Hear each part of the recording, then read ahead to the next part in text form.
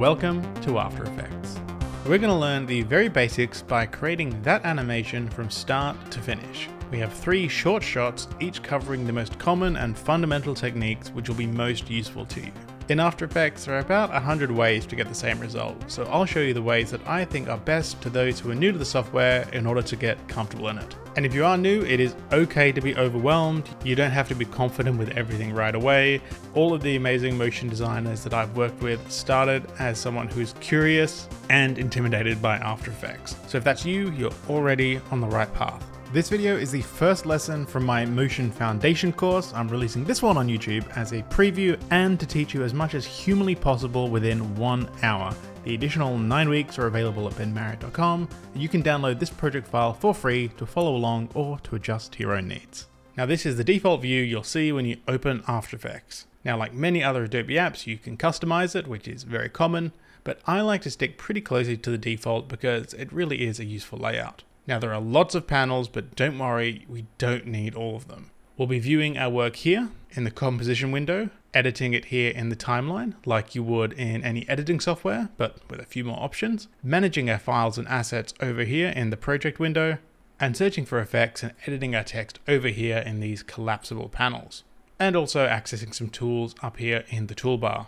Now I think the best way to learn is by doing, so let's start making our project. The first part is this shot that says welcome. First we need some footage to work with, so let's import it. I have a bunch of files here in an assets folder that we're going to use today, and we have this video file here called Ocean Drone. So the simplest way to import that into After Effects is just to simply drag and drop it into our project panel. Or we can import it by going to File, Import, File again, and finding it in here. So now this file is in our project window, and if we scroll across, we can see some more information about it, its frame rate, its size, just details about the file. We don't really need to worry about that. And if we double click it, we can watch it over here. Now I got this wonderful drone shot from a buddy of mine, James Daly, which he let me steal from one of his videos, so do check them out. But to edit this, to make our animation, we need to first create a composition to work in. Now, a composition is where most of the magic happens in After Effects. It is the equivalent of a sequence in Premiere.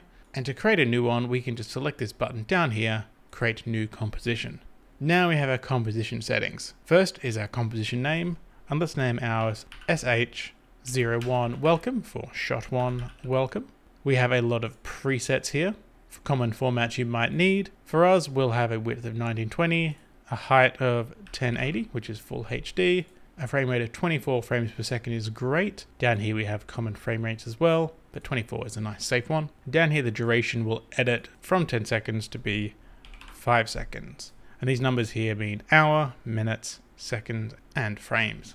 And all of these settings we can edit later as well. So let's hit OK, and now we have our new composition. And first let's zoom in our composition window. We can do that by using this menu down here. We can go to 100%, and we can also use the scroll wheel on our mouse to zoom in and out too. Okay, now let's grab our footage from up here in the project panel. You'll see our composition is now added to that panel as well. And let's drag that into our composition window, release it, and it is added down here in the timeline.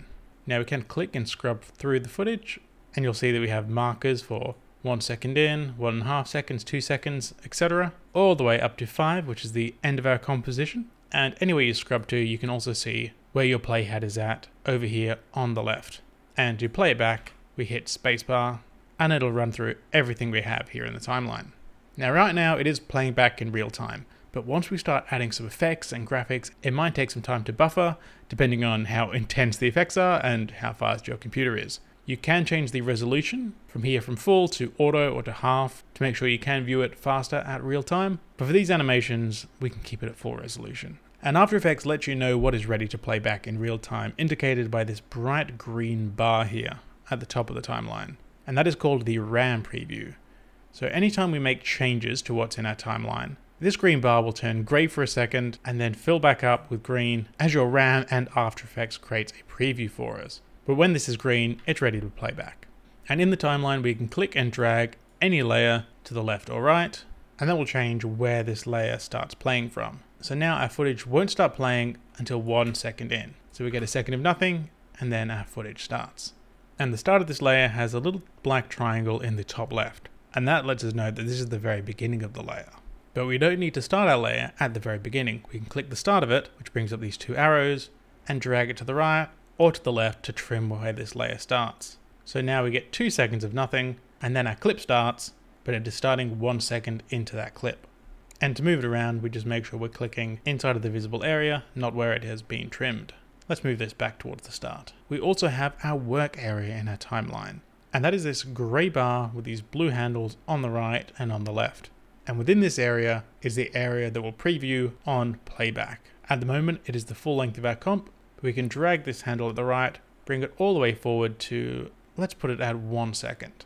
And now if we play it back, it will just loop this 1 second in our play area, which is very useful for when you want to focus on one area of your edit or animation and you don't want to watch through your whole composition. We can also zoom in on the timeline here, and we can do that using the slider and these icons down here, clicking the bigger mountain to zoom in and the smaller mountain to zoom out. And as we zoom in closer, we can see the markers on our ruler getting more and more detailed, and we can see it's almost showing every frame now. We have a marker for 2 frames, 4 frames, 6 frames, every other frame, so you can get really detailed. Maybe we can zoom out a little bit though.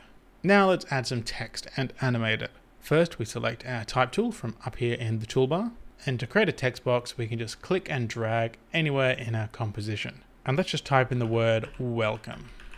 Now that has created a new layer in our timeline. Now the order that your layers are in the timeline is important for visibility. We can drag our text layer below our footage, and now we can no longer see it because our footage is on top of it, in the layer stack in the timeline, and in the preview in the composition window as well. So let's bring that back up to the top just by clicking and dragging, and let's adjust our text to make it the way we want. So let's click on it, still with our type tool selected, and highlight everything we want to edit, which in our case is all of it. Now to edit the text, we want to open up our character panel over here on the right. And to do that, we just click on it and it opens up and moves the other panels below it. This is handy so we can close it when we don't need to see it and it's not too distracting. Now I am using the typeface Swear Display, which is currently available on Adobe Font. So if you have an Adobe subscription, you should be able to activate and use this font. Now the first thing we want to do is change its color. You might be familiar with the character panel, which is in pretty much every Adobe app, and if not, you'll see similar things in even the Office suite or any text editor. But to change the color, we need to select the fill color over here. We can click on it. Currently it is set to this dark blue, but we can just drag this up to the top left to create a white and hit OK. Now let's make this text nice and big. And we can do that by clicking and dragging the font size over here. And let's make that really big. Let's go all the way up to 450, and that is so big it's cut off some of our text. So if we just click and drag the outsides of the bounding box, we can adjust that. There. We've finished editing our text. We can deselect it just by clicking off somewhere in the timeline. Now to get this text in the exact center. Now we can do that by selecting that layer and then opening up our align panel, which is over here on the right. We want the layer to align to the composition, which is already selected, so that's excellent. And then these buttons here are aligned to the left edge, horizontally in the center, to the right, to the top, to the vertical center, and to the bottom. So we want it in the vertical center and the horizontal center. Now it's exactly in the middle. Now let's animate it. And we're going to do a very basic animation of it moving down the screen. And to do that, we need to animate its position, which we will do with the position property. To access a layer's properties, we can toggle them open by hitting this arrow here. And the property we want is in the transform properties. So let's open that up as well. And the transform properties are properties that every layer has. The anchor point, the position, scale, rotation, and opacity. We want to animate its position, and we do that by changing the value of this property over time, which is very simple to do. And we do that by telling After Effects at the start of the animation where we want our text position to be, and at the end of the animation where it should change to. So first, let's tell it where to start. Now we are only going to animate this over a second because that is how long our shot will be. So we don't need it to move much. So we'll move our playhead to the very start of the composition and let's move our text up.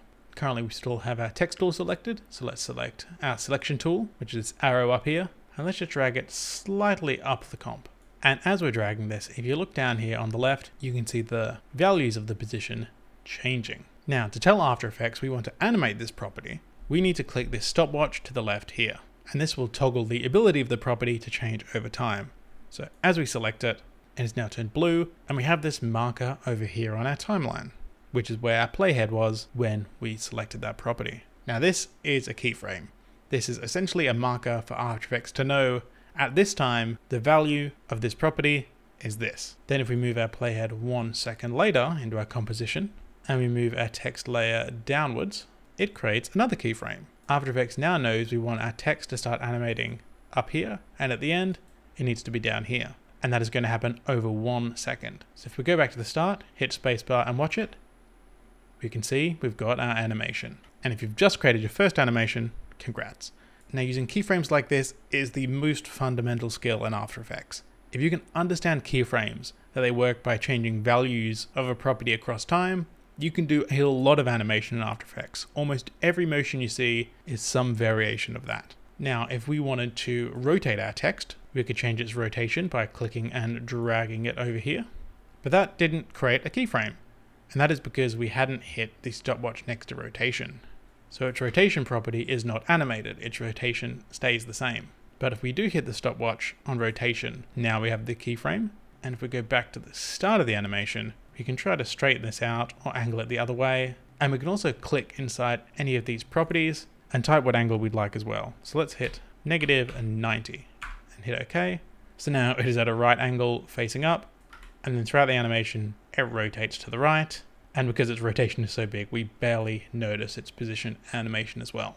Okay, but we don't want our text animated, so let's undo that. So we'll just hit Ctrl-Z a couple of times until both of those keyframes disappear, and then let's reset this to 0 degrees as well. Okay, now we want to create an effect where the footage is only visible within our text. And we want that to take up the second half of this first second of the clip. So from 12 frames onwards. So first, let's duplicate our footage. So we're going to select our footage layer, and we can go up to Edit, Duplicate, or we can hit Control or Command D, which is the shortcut. And when we do that, now we just have 2 copies of our ocean drone footage. Now we want this second copy to be on top of our text layer. And let's trim it at the start so it only becomes visible after frame 12. So we can't see this layer at the very start, and then when we hit frame 12 and onwards, it is covering up both our text and our footage layer underneath it. Now at 12 frames, we also want our bottom footage layer to stop being visible as well. So let's zoom out a little bit, and we want to trim its end so it stops here. Now currently our footage extends way beyond our 5-second duration here. So let's select our layer, drag it to the left until we see the end, and let's drag the end forward, drag it back until it's the very start of our composition, and then drag the end of it here. And I'll move my playhead to make sure that lines up. We need to drag it forward 1 more frame there. So now our first footage layer is only visible for the first 12 frames, and then this footage is visible for the next 12. All right, let's zoom back in. Now we just need the second layer of footage to be visible only in the area shown by this text. And we do that by using a track matte. Now a matte essentially hides part of a layer, and we can do that through this column here which says track matte. Now if you can't see these columns for track matte, blending mode, parent and link, you can toggle them on or off by hitting these icons in the bottom left. We also have some extra ones for time codes which we don't need. These are the 2 I like to keep visible. But if they ever go missing, you can bring them back by hitting these down here. Now to use our welcome layer as a matte, all we need to do is select this drop down menu and choose our welcome layer, which is layer 2, or we can grab this pick whip and drag that over the layer we want to use and release it. And as soon as we do that, we can now see our footage is only visible where our welcome text is. And as that text animates, we can still see our footage layer through it. But something else has happened. Our text is now no longer visible at the start. And that is because when you set a track matte in After Effects automatically hides that layer. It toggles its visibility off, and we can toggle it back on over here on the left. So if we hit this visible icon, it is now visible, and you can use this to turn on or off any layer that you have on screen. So if you can't see your layer anymore in the composition window, you may have accidentally turned it off, so make sure to check down here first. Alright, so now we've got our text visible, and then in the second half, our footage over where our text is.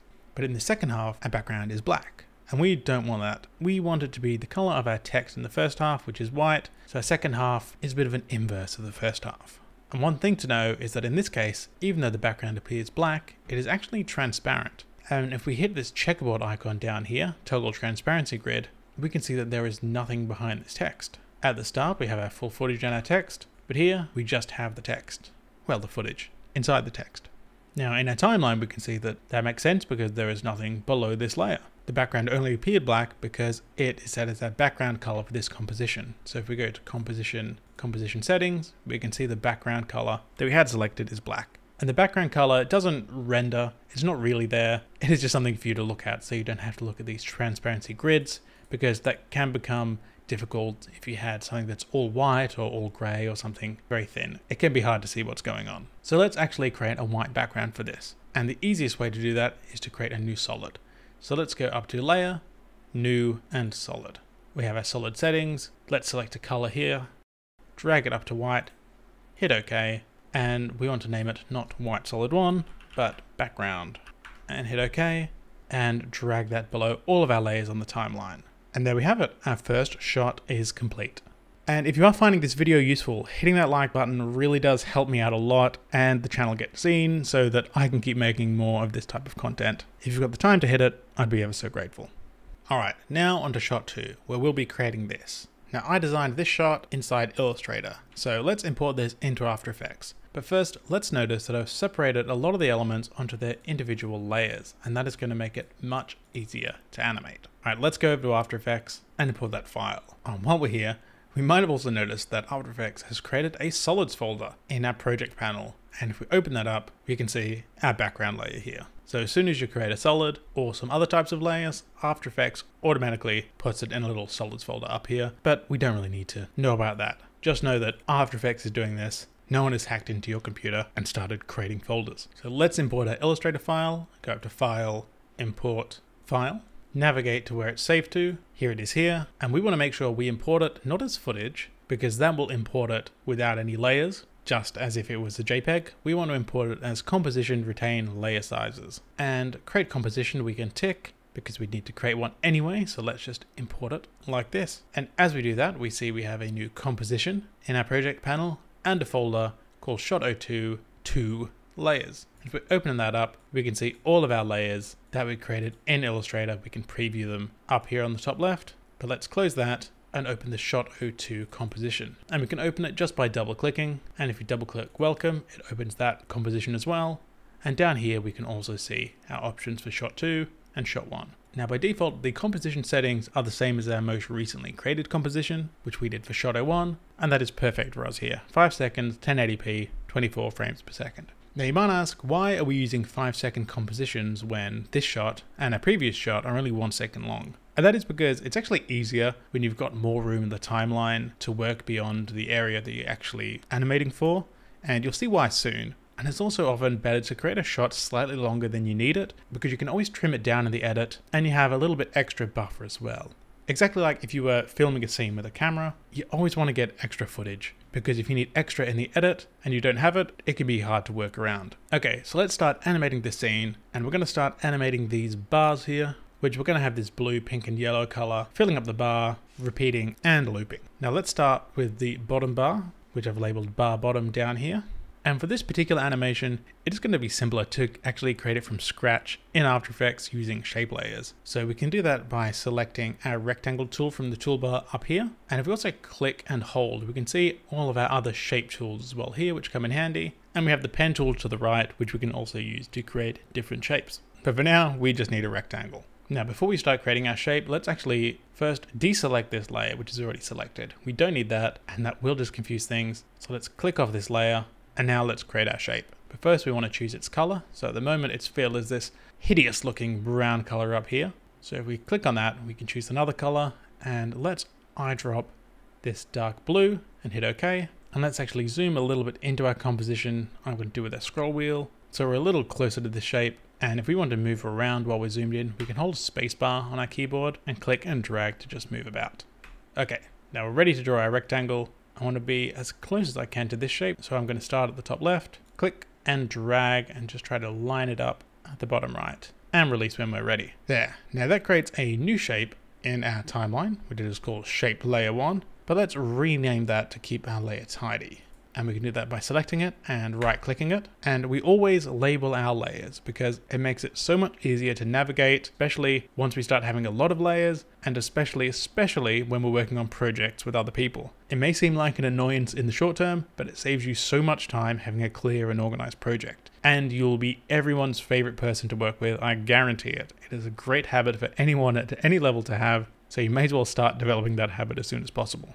Okay, we can call this bar blue 1 and then just deselect it. Now we also don't really need this bar bottom layer, so we can select that layer and hit delete or backspace on our keyboard to just get rid of it. Now let's animate this layer filling up like a loading bar. And like most things in After Effects, there are many ways to accomplish this. But an easy way, and one that introduces another key element of After Effects, is to do it with a mask. Now mask works similar to match like we did in our first shot. They hide and reveal specific areas of a layer, but instead of using another layer to reveal that, with a mask, we can just draw what we want to see directly onto this layer. And we can draw what we want to see with the rectangle tool, which we already have selected, or with the other shape tools or pen tool. So make sure our rectangle tool is selected, but one thing that is important to change is we need to select this option up here. Currently we have tool create shape selected, but we want to go over and select tool creates mask, because otherwise we're just going to keep drawing rectangles on this layer, which won't help us at all. So if we click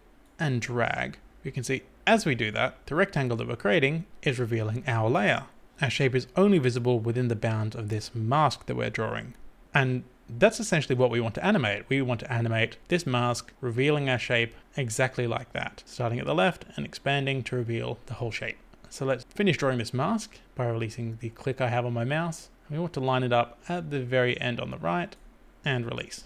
Okay, now we just need to animate it. And of course we're going to animate that using keyframes, changing a property over time. And the property we're going to change is the mask's path. So down here on the timeline, if we toggle open mask 1, we can see here we have a bunch of properties and mask path is one of them. So 1 second in is where we want our shape to be completely filled. So let's click the stopwatch on mask path. And then at the very start of the animation, we need to drag this all the way to the left. Now the easiest way to do that is to get our selection tool and double click our mask, which will add this bounding box. And now we can just drag its right edge all the way to the left, just in front of where our shape starts. There. Now we've animated our mask path and we have an animation. Wonderful. Now our timeline is starting to get a little crowded. We have all these other properties visible that we don't really need to see. And they're just taking up a lot of real estate. And they will take up a lot more once we start having more and more layers. So a great shortcut to use to hide that is U on the keyboard. So we have this layer selected, and if we hit U, it is going to hide all of the properties except the one animated. And if we hit it again, it hides those properties too. So if you want to hide and reveal different properties, select the layers you need and toggle hitting U on the keyboard. Next, we're going to learn another trick for smoother and more appealing animation. And to do that, we're going to want a before and after comparison. So let's duplicate this layer. If you will remember from before, the shortcut is Control or Command D. So now I've got two bar blues. So let's drag this one just below it, and I'm going to hold Shift on my keyboard so it stays vertically aligned. And I'm also going to move the second one down below it in the timeline so it matches its position in the composition, and hit U on the keyboard to bring up its keyframes as well. Okay, so the motion we have on both of these bars is linear. The bar is filling up at a constant, consistent speed. At every single frame, the bar is filling up the same amount. But we can make this animation a little bit smoother by adding some easing. Now, easing is where there is some acceleration and deceleration. The animation will start slower, accelerate, and then slows down as it gets to the end. And we can do that by selecting both keyframes. We'll do that on our top bar layer, and we can select them just by clicking and dragging and drawing a box around them. And then if we right click any of them, go to Keyframe Assistant and Easy Ease, the shortcut of which is F9. Very common shortcut. That is another one useful to remember. And when we do that, we'll notice our keyframes have changed shape. They've now become a sort of hourglass shape. And that means that these keyframes have easing applied to it. So either coming into this keyframe or coming out of this keyframe, our motion will accelerate or decelerate. So let's take a look at both animations. And we can see there is a slight difference. On the bottom, it is a linear, consistent speed, and on the top, it is eased. Let's hide the top one for a second, and we see straight linear motion, and turn the other one off, and we have a nice, slightly eased animation. Let's drag the work area down to 1 second, just so we can loop that. And the top, more eased motion, feels a little more natural and organic. A sprinter or even a car needs to build up to their top speed and then decelerate to stop. And if we look closely, I'm just going to scrub through very slowly. We can see at the start, our top layer is moving very slightly. There's only a tiny amount of animation of it being revealed.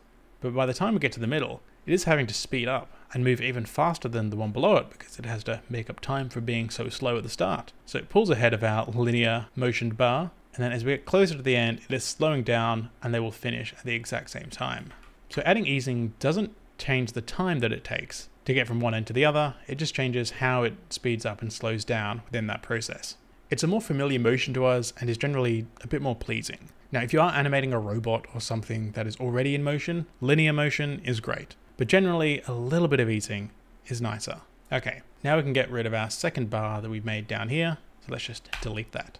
And I think we can make this motion a little bit faster as well. And we can do that just by pushing these keyframes closer together. So let's select this keyframe and just drag it halfway until it's 12 frames in, half a second. So now it's doing the same motion in half the time, so we get a motion twice as fast. Okay, now let's add the other colors of this bar to really bring this animation to life. So let's duplicate this bar with Control or Command D, and let's actually do that one more time. So now we have 3 copies. So for this top one, let's change its fill color to yellow. So I'm going to select the eyedropper, choose yellow, the one below it, select the eyedropper and choose this pink color. And if we toggle them on and off, we can see the different colors. They're just stacked on top of one another.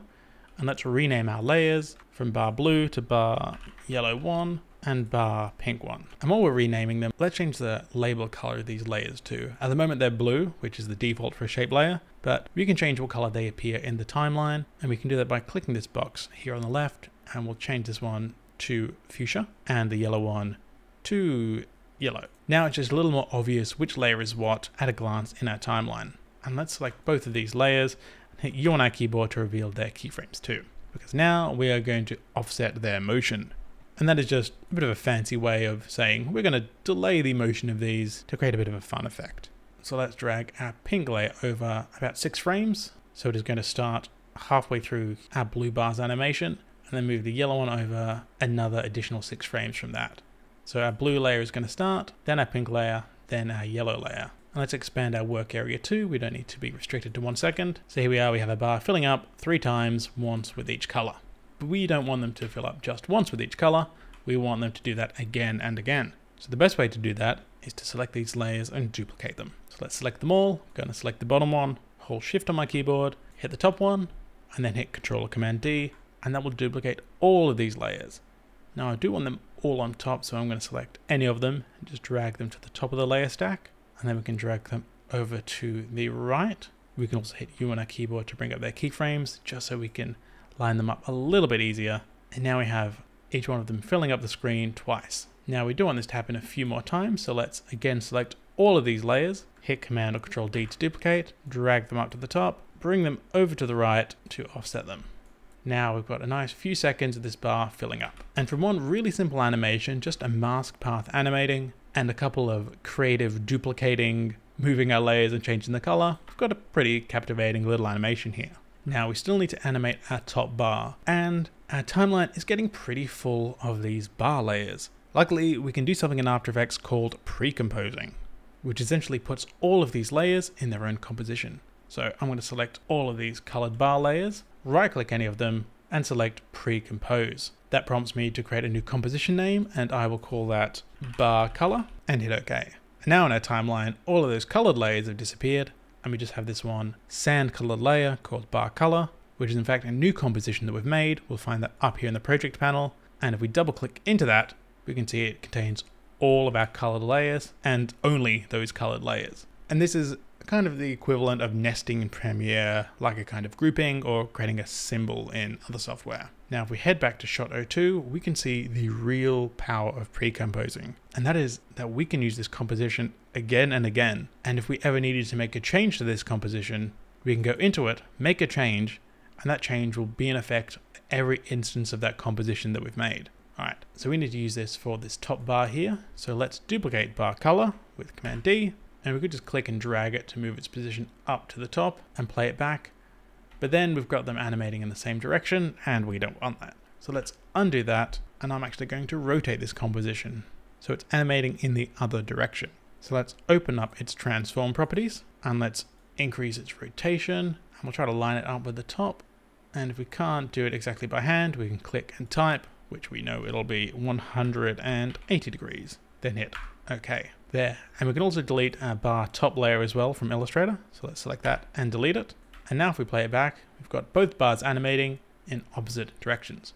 Wonderful. All right, now we do need to get this to work as well as we can for our 1 second animation that this shot will be used in, and make this first 1 second the best it can be, because at the moment the bars are appearing out of nothing, which we don't really want, and then at the end they're kind of just disappearing, or just showing the last color that we have copied there filling up the bar, which is yellow. So let's grab our work area, drag it to 1 second, and we want our bars to be already filled up and animating by this point. So at the very start of our animation, let's select both of our bar color layers, and then just drag these over to the left until when they start, they've already completely filled the bar. There we are. So now it doesn't quite loop, but that's okay. We don't need our animation to loop. We won't be looping it. It'll just be playing one sandwich between 2 scenes. So this will be fine for us. But if we do want it loopable, all we need to do is find the frame where it matches the frame at the very start. So at the very start, we have half pink, half blue. So the next frame where that appears, if we just scrub along, is here at frame 18. And you can see the frame number over here on the left as well. So if we drag our work area to this 18th frame and play it back, it should loop seamlessly. Wonderful. Or we can find where this particular frame appears again, pink on the left, blue on the right, which should be here at 1 second 12 frames, or the 36th frame.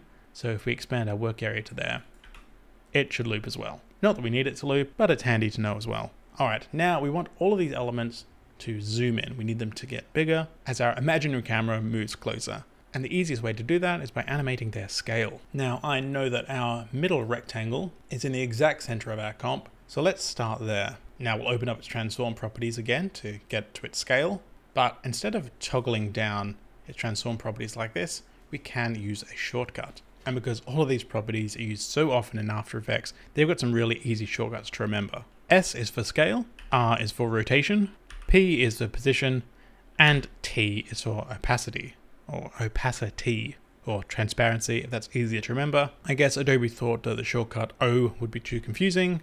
Oh dear. Alright, so let's animate at scale, hit S to bring that back up, and actually the bar color on the top. We don't need any of these properties visible, so let's select that layer and hit U. Alright, now we're just looking at our middle rectangle, we're just looking at its scale. So at 1 second in is where we want our animation to finish, so let's keyframe its scale there at 100%, and then at the very start of this animation, let's reduce it to 95. It's only going to be a small scale animation, we don't want to go crazy, we don't need it exploding out of nothing. Over 1 second, a 5% scale increase will be more than enough. Play it back, we can see our yellow square is increasing in size and it's zooming in.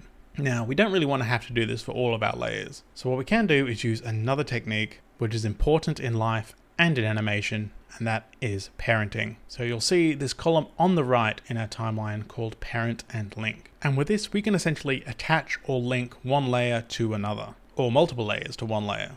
So let's select all of our other layers, our bar colors and our type. I'm just holding Shift and clicking on each of these. And now in parent or link, we can select from the drop-down menu our middle rectangle, or like with Matt's, use this pick whip to select our middle rectangle layer.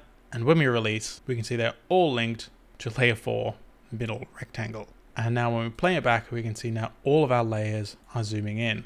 And that is because they are all attached to, they are all linked to middle rectangle. Middle rectangle is now a parent of those layers, so they inherit its animation. That's why it is called a parent. And now anything we do to this rectangle layer will happen to the other layers as well. We hit R on our keyboard to bring up rotation and rotate our middle rectangle, all the other layers rotate too. Let's undo that. And even though we have our scale animation animated on our middle rectangle, we could also scale up our other layers too. We could scale up our type layer, and that can happen independent of middle rectangle. The children are free to do their own thing. The rectangle is not an overbearing, controlling parent. Okay, there we have it. Shot 2 is complete. But one thing we should do is kind of tidy up our project. Now it isn't too bad over here, we only have a few assets in there, but as we go to creating the last shot, it is going to get a little bit messier. So the best time to organize a project is before it gets too chaotic. And it is good practice to keep monitoring your project and making sure it's as tidy as it can be really. So the best way to organize it a bit more is to make some folders and organize elements into those. So I'm going to create a new folder and I'm going to call this one 01 assets. And I'm going to create another one called 02 comps. Now I like to add the numbers at the start, and that is just so they list alphabetically in the order that I want. And into the assets folder, I'm going to drag our drone footage, our solids, and our layers from shot 02. And into comps, I'm going to put our welcome, shot 2 and bars colors as well. And let's open up that comps folder. And then actually within that folder, I'm going to create a new folder and call that one 01 Precomps. And in that folder, I'm going to drag bar color.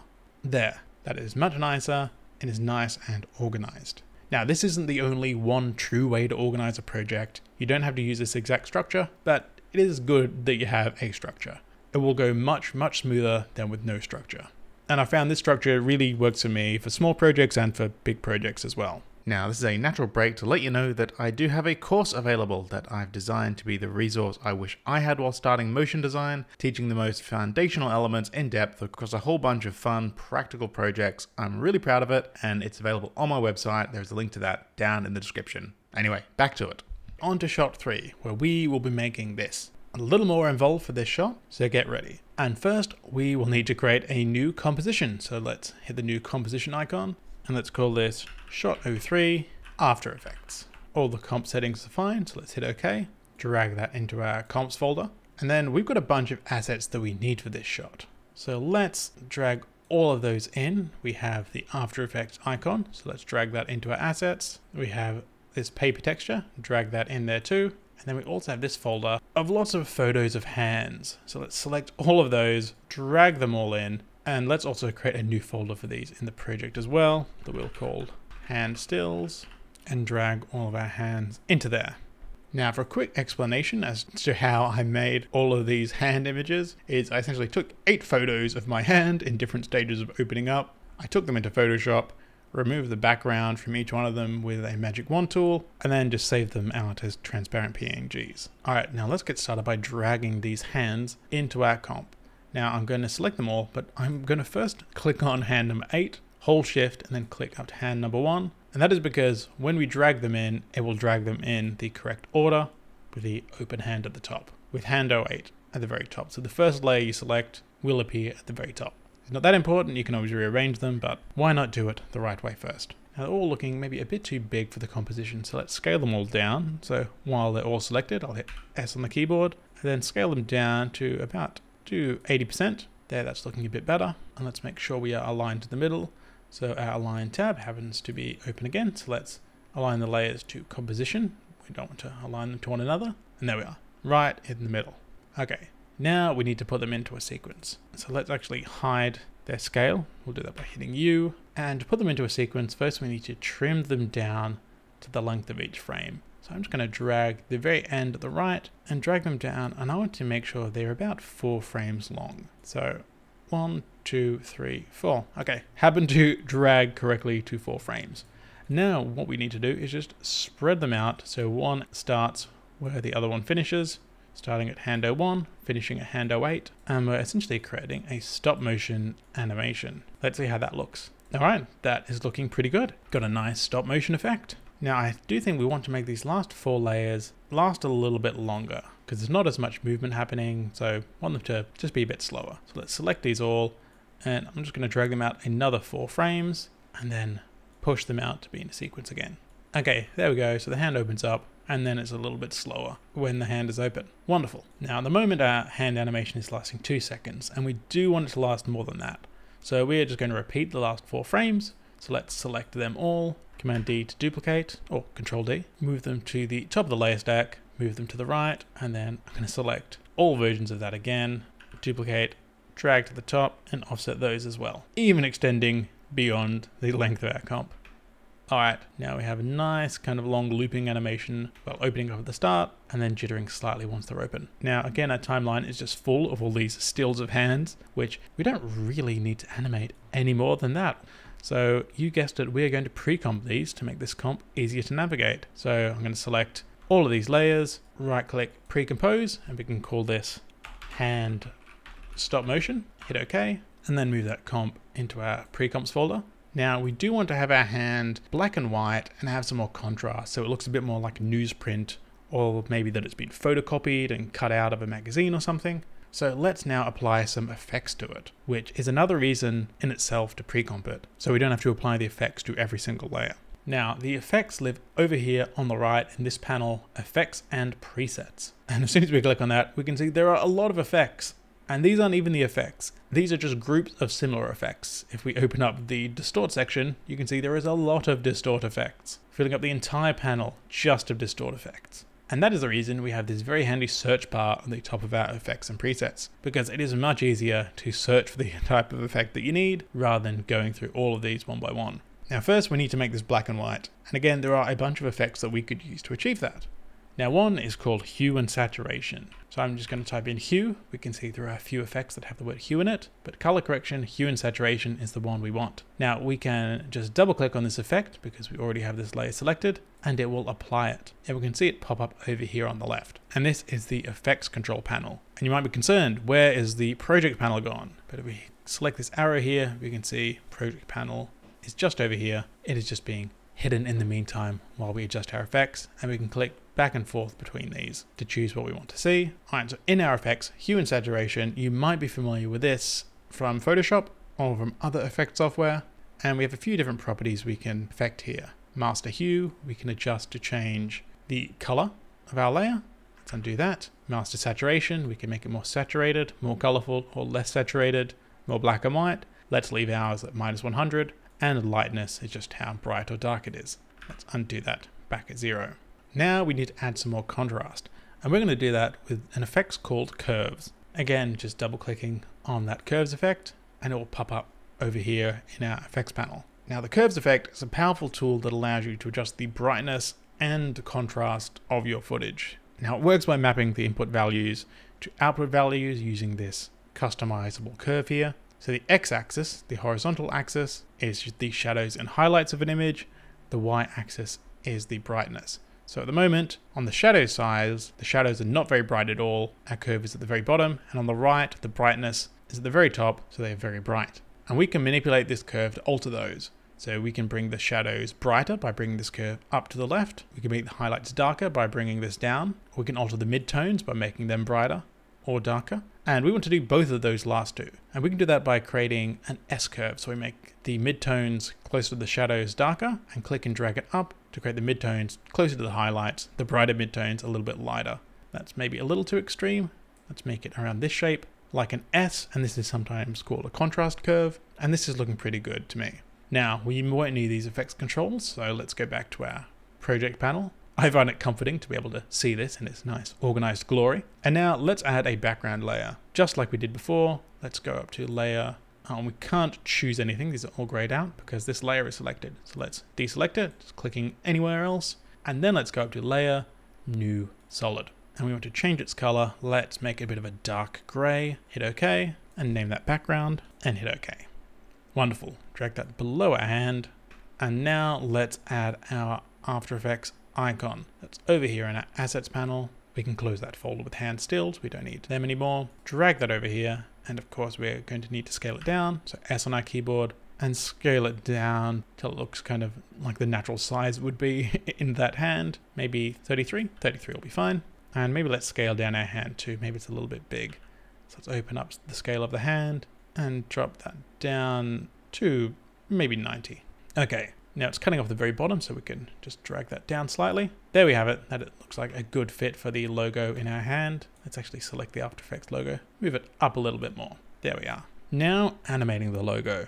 Now we want it to appear as soon as our hand opens. So the first frame where our hand is open is here at 12 frames in. So we're going to trim the start of that layer so it doesn't appear before then. And there we are. That kind of looks okay as it is, considering this stop motion style. But we want to make it a little fancier and add a bit more motion to this logo, or to the icon. I keep saying a logo, it's really an icon, but maybe both, depending on how you look at it. All right, so I'm happy with the final position of the icon here. So let's animate a few properties of it getting to this place. So scale is already open. Let's animate its scale. I'll keyframe that, but I also want to animate its position and rotation. So to bring up rotation and position, we can hit R and P, but that only shows one at a time. But if we hold Shift, and then hit R and well now S to bring up scale, they are all visible.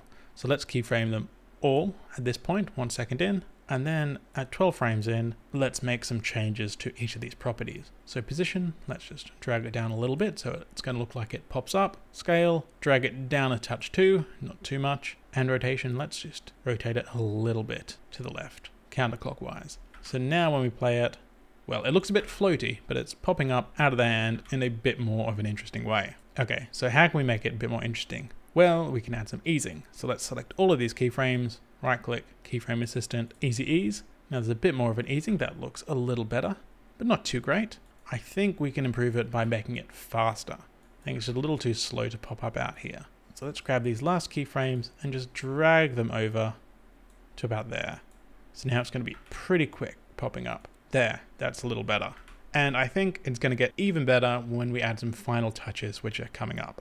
Now to make this look a little more collagey, let's add some of those border elements. And we'll do that by creating some shape layers, again with the rectangle tool. I'll deselect this layer just to make sure we don't accidentally create a mask. And a great way to create a rectangle or any shape that is the exact same size of your comp is to just simply double click the tool. So if I double click the rectangle tool, we get a shape layer with a rectangle the exact size of our comp, which is what we want to create a border. But we don't want a solid pink rectangle, we just want the outline. So let's change that. The fill and the stroke of the shape layer are shown up here. The fill is the color it's filled with. If we click on the word fill, we have our fill options and we can choose from no fill, solid color, linear gradient, radial gradient. We want no fill, so let's hit none, hit OK. And for stroke, we want solid color stroke, then hit OK. Now this number right next to the stroke here is the stroke width in pixels. Now let's go nice and big for this one. Let's go all the way up to around 250. There. And this shape is going to go behind our hand. So let's drag it to the bottom of the layer stack. I'll just close up its properties here first. Drag it below our hand, but above our background. And of course, let's rename this border 1. And let's change the color of this stroke by selecting that up here. And let's eyedropper the dark color from the icon here, this dark blue, hit OK. There. Now for the thinner border. Let's duplicate this border layer, drag it above our hand in the layer stack. Let's reduce its stroke width. Let's drag this down to about 100 or so. And then let's change its color from this blue. We'll eyedrop the light lavender color from the icon, then hit OK.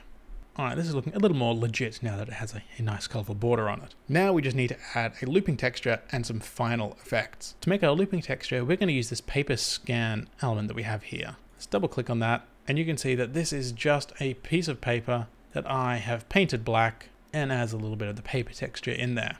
Now I've scanned this in at pretty high resolution, but you don't really need them to be that high of a resolution. These are very easy to make your own. You can even just take pictures on a camera and save it out at a decent file size. Texture is everywhere out there. You can take photos of some concrete, of an interesting wall, fabric. The options are really limitless. Okay, let's create a new comp for our looping texture. So again, we'll create a new comp. These settings are all great. Let's just rename it Texture Loop 1 in case we want to animate some more texture loops later. Hit OK. Let's put that in our pre-comps folder. And in this composition, we'll drag in our paper scan. I'm going to zoom out a bit because we can see that because of the high resolution scan, this image is very big and a bit bigger than we need it to. So let's scale it down, S on our keyboard. Let's drag this down to around 70, just to where we think the size of the texture is going to look good, what level of detail we want our texture to have. Now we're just going to drag this around till we find a nice group of scratches and speckles that we like. We don't want to go too close to the edge and get the border in there. Here seems fine for us. Great. Now we need to make a short sequence, just like we did with our hand. So I'm going to drag, again, the end of this layer so that it is only 4 frames long. Let's see how good I did. Again, 4 frames exactly. I'm good at this. Now you could make this much faster by making these layers 2 frames long or 6 frames long. But I think 4 frames long for each instance of the texture is the sweet spot for me. Okay, then we're going to duplicate this. Control or Command D, drag this layer over, and on this one, let's zoom out again, and we're just going to find another area of this scan texture. We can go back and forth just to check that they look pretty different. I'm not sure I like this part in the left corner here, so I'll drag it down. All right, they look different enough. Now let's do it again. I'll duplicate it once more, drag it over, and this time to give me some more options, I'm gonna bring up its rotation and rotate it 90 degrees. So now we have a lot more options. We can try different areas before we notice similar speckles and landmarks repeating. Duplicate it once more, and on the 4th version, let's just move it around over here. Let's just go through all of those and check that they all look decent. They all look pretty good to me. Let's drag the end of our work area to the end of that layer and play it back. I'll zoom in. That all looks good and seamless to me. Now I do think that 4 layers are enough, But if you do want a longer sequence, you can do that and it will probably be more seamless. You can do that with 6 layers, 8, 9 images long, whatever you like. But 4, I think, works good for us. Now at the moment, this is just looping within our work area here. So when we place this in another comp, it will just show this loop once. So what we need to do is fill up this entire comp with this sequence. Now there are a few ways you can loop elements in After Effects, but the way I prefer to do it is the simplest one, and it is to just duplicate these and fill up the rest of this comp. So that's what we'll do. I'll select these all, duplicate with Ctrl-Command-D, bring them up to the top, move them to the right, select them all again, duplicate, up to the top, move them across, and I think we should be able to get away with doing that just once more. There, now we've got 5 seconds of this looping texture. Now let's add it to our shot. So in Shot 03 After Effects, let's just drag Texture Loop 1 and place it over the top. And well, it's covering everything up, but we can change that. And we can change that with its blending mode. Blending mode is this column over here, and we have options of which blending mode next to every layer. You'll likely recognize these from pretty much any image editing software. And these are just ways that this layer can blend with the layers below it, based on its color and contrast. Now the one we want is Screen. And what Screen does is it removes all the darkness from that image, just lets all the white, the lighter areas show through. So we can see the lighter areas of our texture, and the black becomes transparent. Now this is lightening the overall color of our composition. So if we turn on and off, we can see that it's making everything maybe just a bit lighter than we'd like, but we can adjust that with an effect. And the effect we'll use is Curves, which we conveniently have up here because it is the last one we searched for. So let's double click it. And this time we're just going to drag down the midtones to give it a general darker appearance. So the main areas that show through are the very lightest speckles and paper texture. There, I think that is looking pretty good. And there is one more thing to add to this scene, and that is some subtle effects to add on top of the whole comp. Now, I think the best way to apply effects to everything in this comp at the same time is use an adjustment layer. So let's create a new one by going up to Layer, New, Adjustment Layer, and that creates a new layer in our timeline. Let's rename that to Effects. Now, essentially, this is just a blank layer, but if we apply effects to it, those effects will apply to everything underneath. Now, let's add some subtle noise to this shot. So I'm going to search for noise.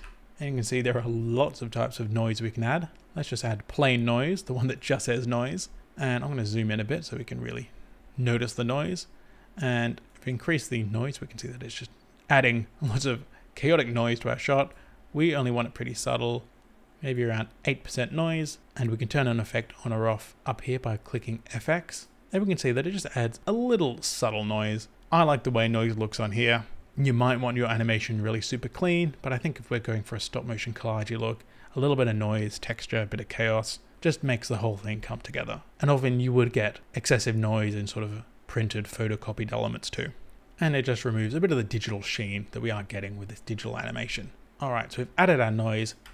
Let's add one more effect, and that is going to help make this After Effects icon animation just work a little bit more consistently with the stop motion style that we've got for our hand animation and our looping texture. And that effect is called Posterize Time. So let's search for that. Posterize Time, let's double click to add it. And I love this effect. And what it does is let you alter the frame rate of this composition. So it's currently 24 frames per second, which is what it says here. But let's lower it to 12. So it's going to play back at half the frame rate. And I love using 12 frames per second because it is a very common frame rate for traditional animation. And it gives your work a slightly more handmade feel because of that. So let's play it back. And we can only really notice it during that previously pretty smooth animation of our After Effects icon. Because now it's reducing the amount of frames we're seeing. So we're only seeing about 3 frames of animation between these 2 points. And that's kind of how you would animate it if you were doing it stop motion with a lot fewer frames. And I think it works pretty well here. We could even lower this to 6 frames per second just to see how that looks. And that's not bad too. That actually looks nice and choppy. It maybe fits the style a little bit better. So actually, let's keep it. Let's keep it at 6 frames per second. That way it's just a little bit more noticeable. And now this shot is done. The last thing to do is put all of our shots together and render them out. Okay, let's go back to our project panel. And we are going to create a new comp which will contain all of our shots. So let's create a new composition and call that Welcome to After Effects. Let's hit OK. And now we just need to drag in all of our shots. So we'll drag in Welcome, drag in 2, and we can drag them into the composition window or into the timeline. Doesn't really matter. we want to drag this one over so it starts 1 second in. So we have welcome to, then drag in After Effects and have that start right here, 2 seconds in. And now we have welcome to After Effects. Excellent. Now, just like regular layers, compositions, we can trim the start and ends too. So say if we thought there was maybe too many frames of hand at the beginning here, we could find where maybe the second image of hand starts and click and drag to trim the front of that layer. Then drag it across so our icon would be revealed a little bit sooner. There we are. I think that works maybe a little bit better.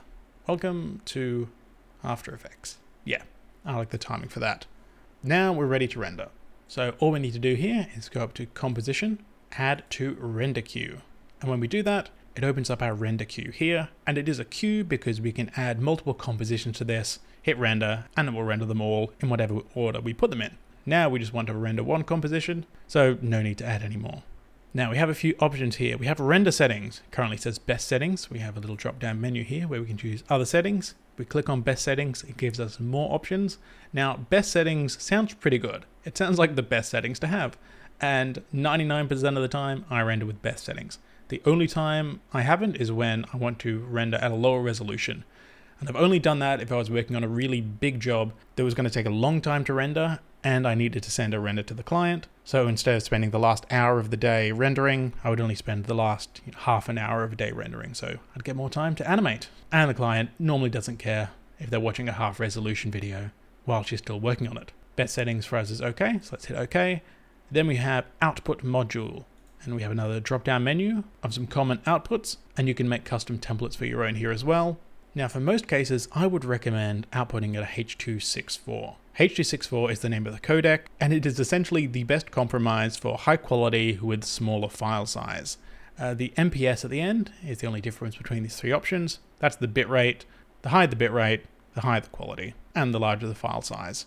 For us, we can choose 40 megabytes per second. We probably don't need a bitrate that high, but it's only 5-second animation. It's not like the file size is going to be too massive. Now, other options I do think you should know about is high quality. That is a good one if you aren't going to upload this directly to somewhere like YouTube or online. If you are going to be placing it into another edit, which is then going to be rendered out and compressed, you kind of want to have as few stages of compression as possible.